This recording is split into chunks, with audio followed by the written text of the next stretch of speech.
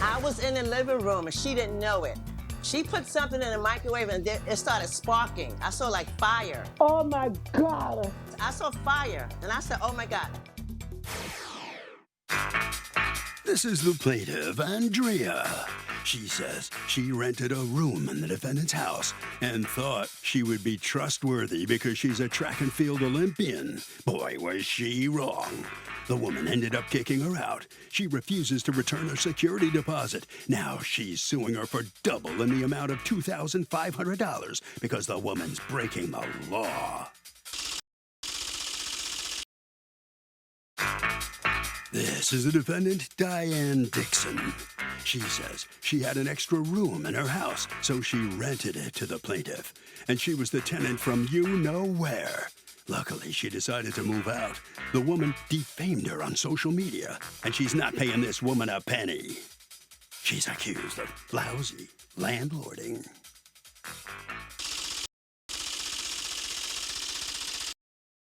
The defendant has filed a countersuit for $1,500 for defamation and libel. All parties, please raise your right hand. What you are about to witness is real. The participants are not actors. They are actual litigants with a case pending in civil court. Both parties have agreed to drop their claims and have their cases settled here before Judge Marilyn Milian in our forum, the People's Court. People's Court is now in session. The Honorable Judge Marilyn Milian is now presiding. Litigants have been sworn, Your Honor. Thank you, Douglas. Okay, Ms. Andrea, you've asked us not to use your last name, so I'm going to call you Ms. Andrea. You are suing your former landlord, Ms. Dixon, for $2,500, double your security deposit because it has not been returned to you. Tell me what happened. Oh, and you have a counterclaim against her for defamation. So let's hear from you first, Ms. Andrea. Thank you for having me. Okay, so I rented a room by Miss Diane, and when I moved in, I was a bit skeptic because there was no lock on the door, but anyway, I still moved in. It wasn't bad at first, but then based on our conversation, I realized that she goes into my room. I wasn't comfortable after a while, but I decided to stay because I know that I was waiting in an apartment because my friend, she has a two-story house, and she was waiting on the tenants for her to move out. So then I would get an apartment, which is a full apartment. But then when I gave her a full month's notice that I would be moving out on the 14th of the following month, and she was okay with that. But then before the date came when I was supposed to move out, she texted me and asked me why didn't I tell her there's a hole in the roof, in the bathroom. In the ceiling? In the ceiling, yes, in the ceiling. Was there a hole in the ceiling? Eventually, yes. I realized that there is a hole in the ceiling. Why didn't you tell her that there was damage in the ceiling? It's not even a shower, it's a bath. So I didn't really have any reason to look up. So when she asked me that, I said, why did you go in my room? And is this what we're talking about? Yes. It looks pretty bad, right? And this is the kind of thing you have to tell your landlord because they have to repair it before it gets worse. That's why she's upset. You're upset that she knows about it because that means she walked into your room. And she's upset that you never informed her about it to begin with. So you tell her, how do you know that? Why are you in my room? And what does she say? She got upset about it and started, calling me out a name and stuff like that. So what'd you do? Did you move out? What happened then? Well, she said I am to move ASAP. I must just leave now. So I decided that I'm not going to stay there because I didn't trust her anymore. So I started staying at my friend until the end of the month when I could actually move my stuff out. So she was there when I was moving out. She was like, can you give me my keys? Can you give me my keys? She was like reaching over trying to take the key off my keypad. So I'm saying that, Diane, what's wrong with you? Are you crazy? I'm going to give you your keys. Let me finish moving out my stuff. Sweep the apartment out, and then I give you the key. She said, no, don't worry about it. Don't worry about it. So I swept it, and I gave her a key and left the apartment. Okay. Now, did you demand your security deposit back? Yes. And then what did she tell you about that? First of all, she said she'll give it to me tomorrow. Tomorrow came, I heard nothing. So I texted her and asked her about it. And she was going back and forth with me, not telling me that she's going to take money out of it for cleaning, for a little fridge that was in the room that I broke. for a microwave that I broke, for a closet that I broke. So I texted her back and tell her that, first of all, I didn't do anything to the fridge. I came in one day, the fridge was just hot. I didn't touch it. I didn't do anything to like make it not work. The closet, one day I came in, my clothes was on the ground. And then the microwave, she said I brought the microwave. I had to ask her, is she crazy? So when you left, the microwave was working? Yes. All right, so you ask her to get your deposit back, and what does she tell you? She's going to deduct $250 for damages and cleaning. And do you say, okay, fine, just give me the other $1,000? No, I did not say that at first. I said I did not break none of the stuff you're talking about. Okay, that's If you fine. wanna take, I But will. does she say to you, I'm going to send you $1,000? Yes, she did say that. All right, when did she say that? Sometime in November. And you Like moved out when?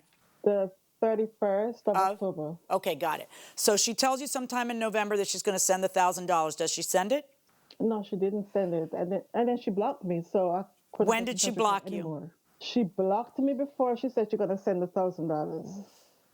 She blocked me you that. before she said, then how did she tell you she was going to send the $1,000? The thing is that she can text me, but I cannot text her. Okay, so Ms. Dixon, talk to me about the move out and when you saw that hole and that kind of thing. Let me hear from you on that. Okay, you got a photo of the mini fridge. It's brand new. It still has the plastic on there. The mini fridge was in there in January when she moved in.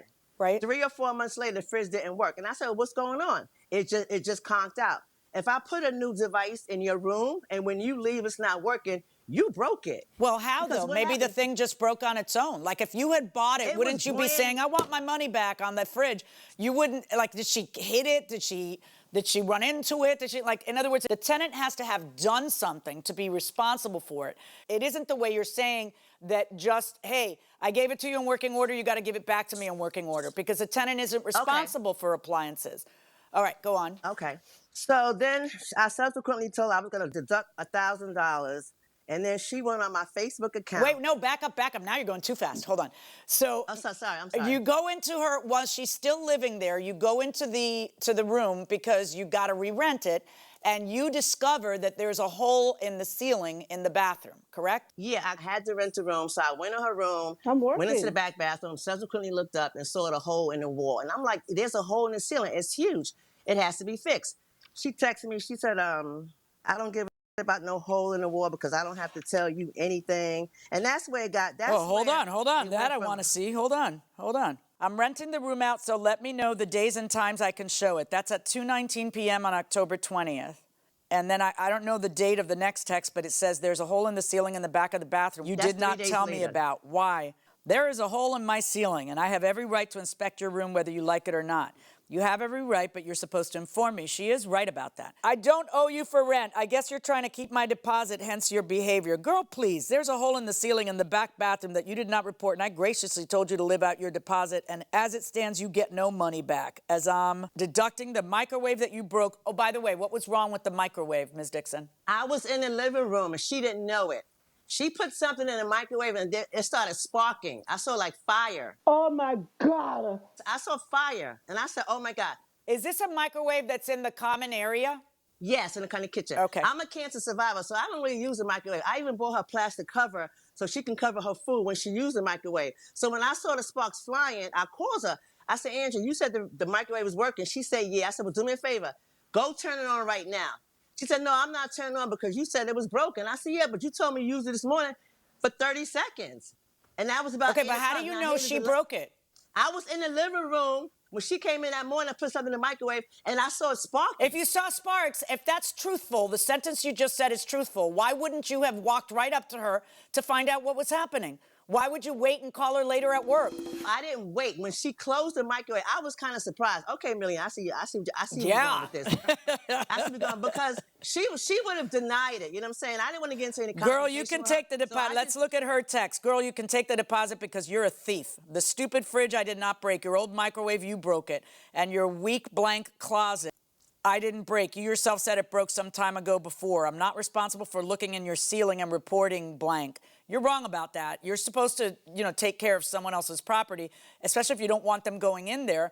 If there's a hole in the ceiling, you need to tell your quote, she's your landlord, and you need to tell her because she needs to tell the super in the building and get it fixed before it's an additional problem there. Tell me about the closet she broke. Oh my God, if you go into a closet, she had 1,000 pounds of clothes in it. The whole closet fell down, and she said the super came in, everything is broken back in the closet. So he has to order all new pieces, and it won't be fixed until next week. The broken piece is on the laundry cart. Remind you now, she doesn't want me to go in her room. But when that closet broke, now I can go into her room, okay? Because she needed it. But that makes sense. But you have to understand. Hold on a second. You need to understand. That's fine. I know, but let me say it anyway. No, wait, Ms. Dixon. Wait, hold up.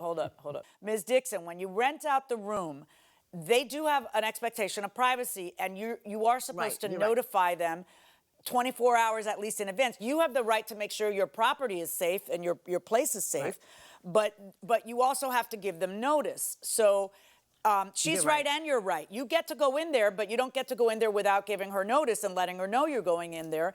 And I told her when it's going to be fixed. Unless it's an emergency. The piece is cracked and cannot be fixed. He's the super. He knows that he can't put the cracked piece back up. He took the pieces and saw that it was cracked, so he had to order all new pieces. Okay, so here's my question. Did the super, are you a renter as well, or do you own? Yeah. But I tip people when they do service in my apartment, I give them tips. Okay, so that's a good idea if you want them to come back. So are you saying that the building didn't charge for replacing the closet, but you tipped the super? Did not. I tipped him. How much did you tip him? $50. How do I know that? Well, I can get a receipt from him, but if you don't believe me, that's fine. I don't have to lie about $50, but I gave him $50. Okay, so let me ask you this then. So we've talked about the microwave, we've talked about the fridge, we've talked about the closet, the hole. Is there any other reason that you were withholding money from the security deposit? Okay. She goes on Facebook, Diane Dixon, I can't believe you are so desperate and hungry that you want to rent people your place and then steal their deposit. She goes on my public Facebook, Diane Dixon Foundation. She says, Diane Tell me Dixon about the Diane Dixon Foundation. I do programs for kids, youth, K through 12 within the New York City Department of Education. Or I do it for CBEs or for private organizations. I create educational programs, health and wellness. I have a role model student achievement program.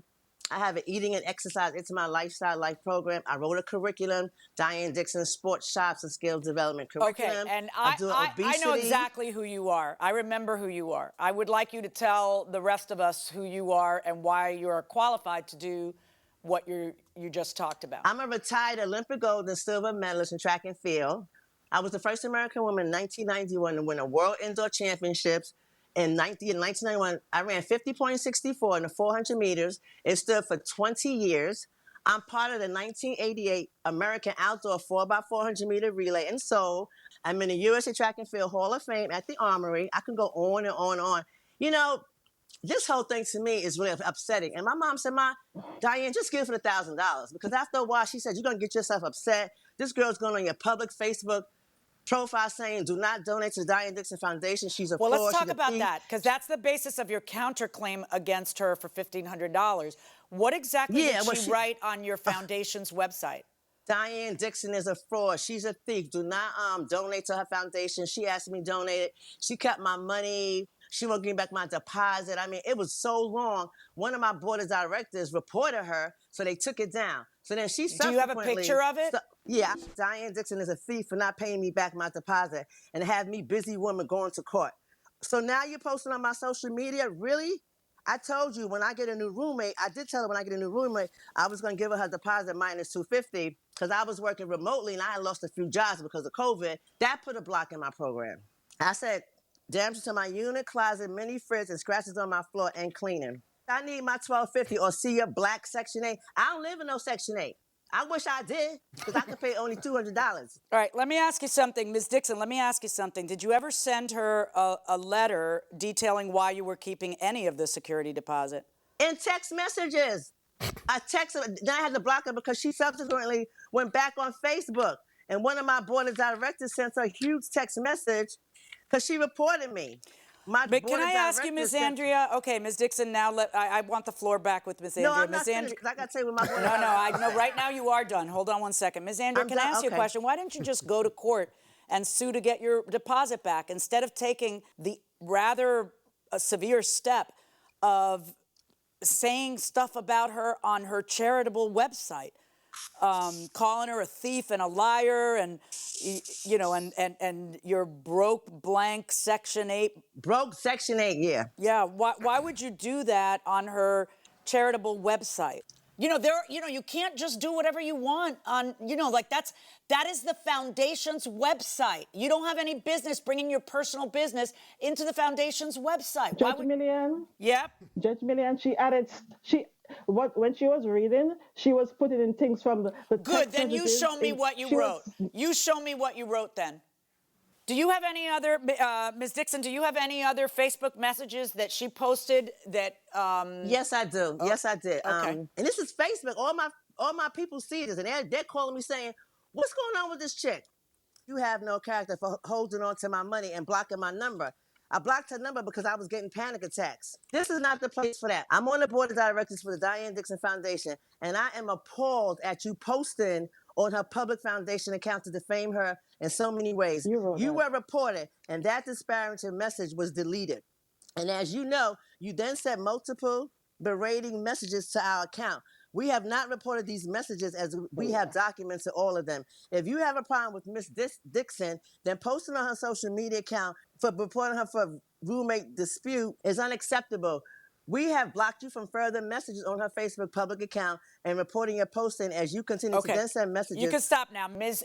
Andrea, why did you make a decision to do that? Because I'm trying to call her and I'm blocked, so I'm not getting through to her. Why don't you just do what mere mortals have to do, which is go to court and sue her and get your money back? I was trying to do that, but whenever I try to get in touch with the court, they say they're only doing emergency cases, like if a landlord puts Right, you but that out doesn't and give you throw the your right to stuff out. defame someone on their charitable website and to bring your personal business into that and say nobody donate to her and all that. That's not okay. I didn't say that. She made that up. I did not say that. Can I ask you, Ms. Andrea, you understand that you were completely in the right until you did what you did. That's where the problem lies. Because I'm trying to get in touch with her and I can't get in touch with her for my money. I know, but see, you think that if someone doesn't allow you to get in touch with her to complain, that gives you the right to defame them on the charitable website and call them a thief and a liar, and there's consequences for that. There's consequences for that. And it's like a really bad thing, and I'm tired of watching it. People just destroy each other on social media and then say, oh, well, but that's my honest opinion. Yeah, but that's different than doing it. If you do that on her social media site, I don't really care. But if you do that on a charitable website, that does bother me. And, we have an issue where you're suing for double the amount of the security deposit. And the thing is, I kind of agree with you that she had no right to keep for the microwave or the fridge.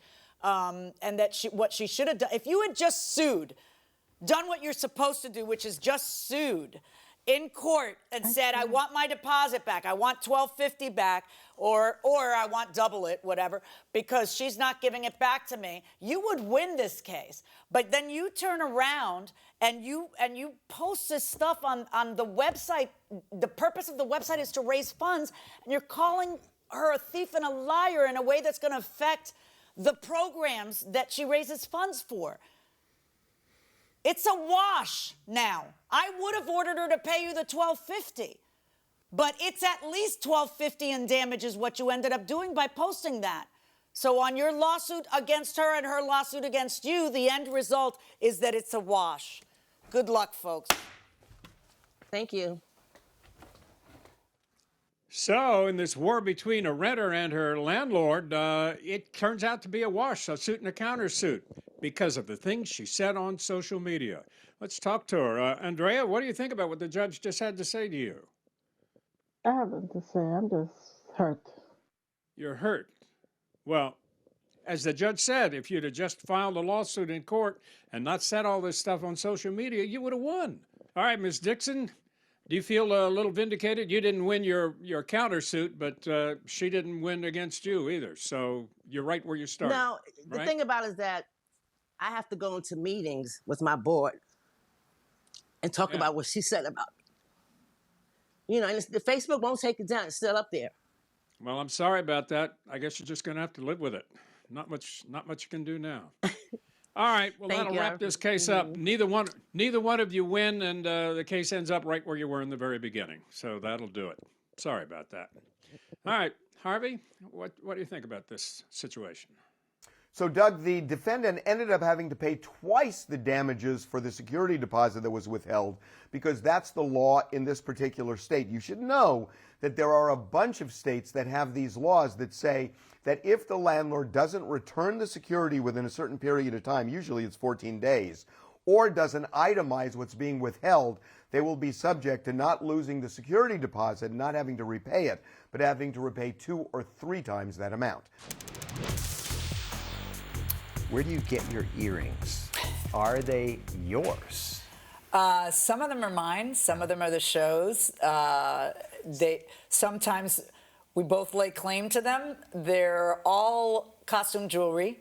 Wait. You mean those aren't copies that you wear out and then you keep the real ones in the vault, a bank vault? There's none of that. All insured by Lloyd's of London? No, because I live in perpetual fear of losing things because I lose things all the time. So why set myself up? No. And you have been very generous in many of the years that I've been on television. You've always said, don't you want diamond hoops? And I'm like, no, then I'll lose them and then I got to feel bad. So who buys them, though? You buy them or the show buys them? Mostly they buy them. Sometimes I pick them out. You know, we've done a lot of different things throughout the years. Mostly I like to pick them out, though. Have you ever lost like a really nice pair Shut up. of earrings, a good piece of jewelry, and then it somehow got discovered and what? refound? Yes, this is why I don't have nice things, okay?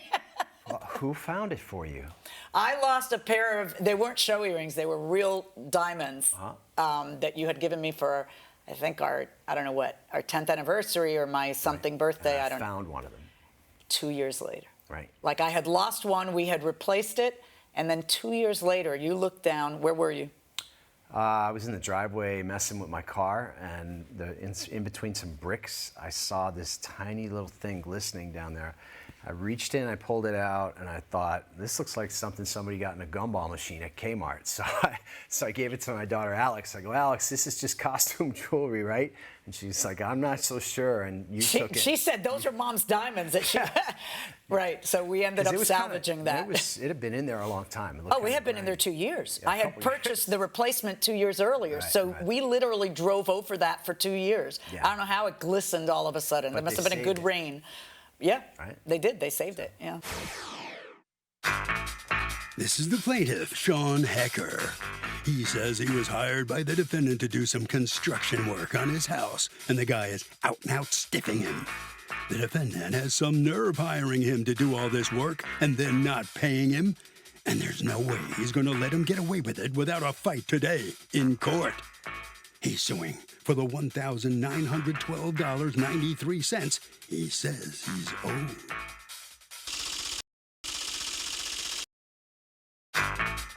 This is the defendant, Mitch Firestone. He says he agreed to pay the plaintiff when the job was complete, but he started asking to be paid before he was finished, and he didn't think he'd complete the job if he did. The guy still has a few things left to do at his house, and once he does it to his satisfaction, he'll happily pay him.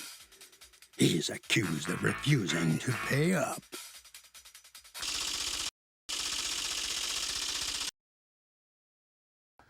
All parties, please get your right hands. Welcome back to the People's Court. The plaintiff says he did a lot of construction work for the defendant, working on his bathroom, and the guy is stiffing him. But the defendant says the guy was unprofessional, never completed the job, so yeah, he's not paying. It's the case of I'll sink you.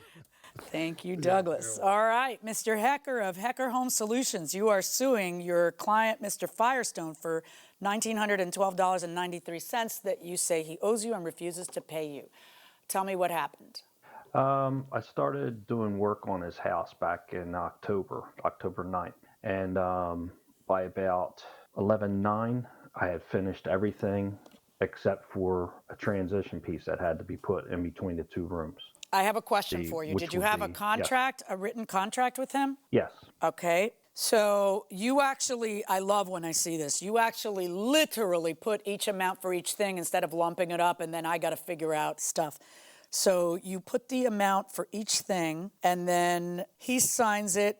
And this is your agreement with him, right, Mr. Firestone? It is an agreement, but he added after I signed it. So He added yes, what? he added where on the bottom, for example, $180 for installation of appliances. He added that 8.4% with his deductions. He added all those things on the right side where he minus this, Oh, yeah, minus that's the that. extra work orders that you ordered extra work, and so he wrote those down afterwards. I get it. That's what you're saying, right? Yeah. So what ends up happening? You work there for a month, and then you're done. But you know what? Can I see, does your contract have, like, when the payments are made? No. I told him he could pay me when the work was done Why? originally. Why? Right now, I'm really. Is that how you normally do business? Yes, I've been doing this for just a couple years, and I've never had a problem getting paid. But my wife has told me after this situation that you should start taking the deposit. And Yeah. What I normally see in these kinds of cases is a third up front, a third, when I do the blah blah blah. Don't say halfway, because everybody then argues about what halfway. Don't give wiggle room. Say a third when I do the blah, blah, blah, and a third when I'm done. And every homeowner feels safe, and you feel safe, and nobody's out too much money. But just waiting until the end, look at you now. yeah, So you finished the work except for what you were about to tell me? except for the transition piece that had to go between, I guess you would call it dining room and exercise room. Is that in the original estimate? Yes, What number is it? number 9. And are all these estimates just for labor, like he was providing all the products? Yes, that was just for labor. Okay, so it's time for the transition piece, and what happens? The last day that I worked there, I finished doing the trim work, and I told them, well, while I'm at the store getting the trim work and everything, I'll see if they have the transition piece. I was doubtful because it was 9 foot long that I needed, and I wasn't sure that the stores would have it. So I went to the Lowe's and Home Depot, and all they had was 8 foot. So I went back to Mr. Firestone, and I told him that he's going to have it custom made. And did he? He said he did, but the piece that he got for that, he didn't like. So I was going to come the next day to put it in. So I said, well, I can give you a little more time and just let me know when you get the piece. So does he let you know? No. So how much time passes? Because now he owes you, according to you, this is the last thing you have to do. And now it's time for him to finally pay you for all the work. And he's dragging his feet on getting the product that is the last thing you need to do. So how long are you waiting for him to get that transition piece? After not hearing from him, I texted him on the 23rd of November. So it was almost 2 weeks later. Okay, and what happens? He told me that he was busy working on his house, and Okay. he didn't get to it. Okay. So I told him that he still needed to get the piece. And I mean, do you talk turkey and tell him, listen, you're holding me up, I did all this work and I'm not getting paid, and now all of a sudden you're on slow-mo, right? And when it's time for you to get paid. So, Mr. Firestone, what gives? Okay. Totally out of content. He's, if I may say, he's lying or fibbing to you 100%. I have no problem paying him. I have never had a problem paying him. I've always paid for whatever he's done on right then and there. So we were both on the same playing field. He told me he was going to get that threshold because he's the professional. He knew what he needed. Great. Everything other than that, I had provided for him. So he went as he turned it around, he went to the Home Depot and Lowe's, and then little bit known to him, he didn't have the right size. He couldn't get it. So then he puts it back on me. And I said, I'll try to do my best. I'll go out and look. I went to Avalon Flooring. I went to this flooring, and I couldn't get that piece either. And if you look we have text messages back and forth. He then provided me with a place to get it because he's the professional. I went, no problem. I went there, ordered it, waited for it, got it.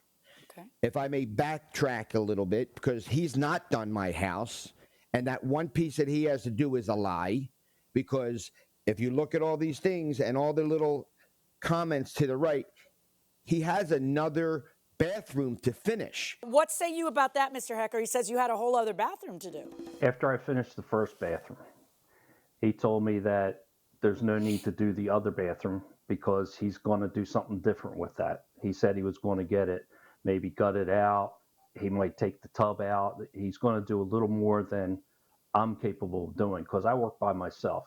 So I don't do big remodeling jobs like that where you got to take walls out. So what was it you were supposed to do in that second bathroom had he not changed his mind? You were supposed to do what? I was supposed to put another medicine cabinet in, take out the old one. I was supposed to put in a spigot in the sink and change some switches. So I ask you, Mr. Firestone, is he making that up?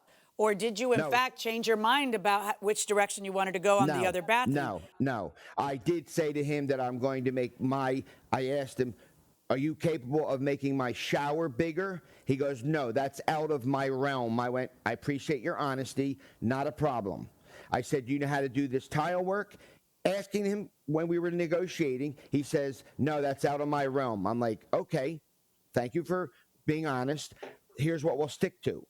What I did say to him when he was doing the second medicine cabinet, I didn't want him to put, because he doesn't have the medicine cabinet, I didn't want him to do the faucets until the medicine cabinet's there. We know what height to put. What do you mean the second medicine cabinet in the first bathroom?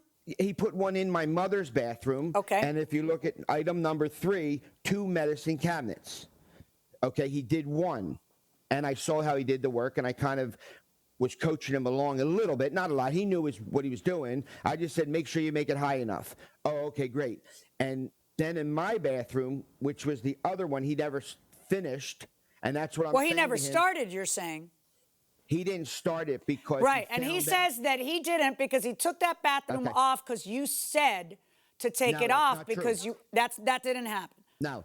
Why he's saying this is because if you look at the price of it, he would be spending too much time here. He did every high-ticket price in my house. When it came to a $180 medicine cabinet, which he underbilled because he's going, wow, this is taking me longer than I thought.